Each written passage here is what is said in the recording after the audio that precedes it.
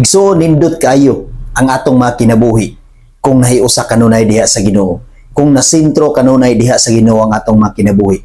Kung ang atong kinabuhi ana kanunay sa kamot sa Dios, nindot gayud kayo igsuon og dali na tong ma-overcome bisan unsa ang moabot sa tong kinabuhi. Kung wala kitay lain nga gisaligan, wala kitay lain nga gisandigan, kung dili siya lang gayud, ang Dios lang gayud igsuon og wala nay lain pa. Nako ipakita sa inyo igsuon nga example. Kani, imagine igsuon nga ikaw kini o kani mao ang kamot sa Dios.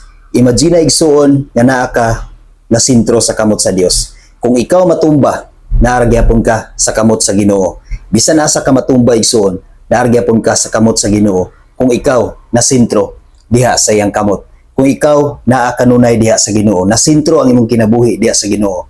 Apan kung ikaw wala nasintro diha sa Ginoo, ang imong kinabuhi wala gayud na sentro diha sa Ginoo. Naara ka diri sa kilid sa iyang mga kamot. Naara ka sa daplin sa iyang kamot. Inig katumba nimo igsoon, mahulog ka gayud ritso. Apan kung ana ka nakasentro diha sa Dios, bisan pa og matumba ka, masalo ra gihapon ka sa Ginoo. Maong sa kanunay igsoon, paningkamot gayud nga masentro ang imong kinabuhi ngadto sa Ginoo. Ayaw pa daog sa dautan, hinunua dag-a ang dautan.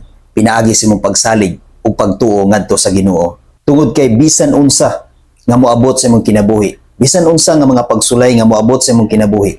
Bisan matumba ka igsuon, naara gyapon ka kanunay diha sa Ginoo. Dali kang maka-overcome yanang tanan. Tungod kay naa man kay Ginoo, wala man kay laing gisaligan kundi ang Dios lang. Ato gayud nga paharion ang Dios sa atong kinabuhi. Ug dili gayud kita magsalig kung unsa ang naa kanato, kundi saligan nato ang Ginoo. Atong siguruhon nga naa kita kanunay diha sa sentro sa Ginoo. Nakita kanunay sa kamot sa Dios. Salmo 16, versikulo 5. Ikaw ra gayud o Ginoo ang gisaligan ko, o gihatagan mo ako sa tanan kong gikinahanglan. Ang akong kinabuhi naa sa imong kamot. Igsuon sa ligi kanunay ang Ginoo, ug paharia ang Ginoo kanunay sa imong kinabuhi.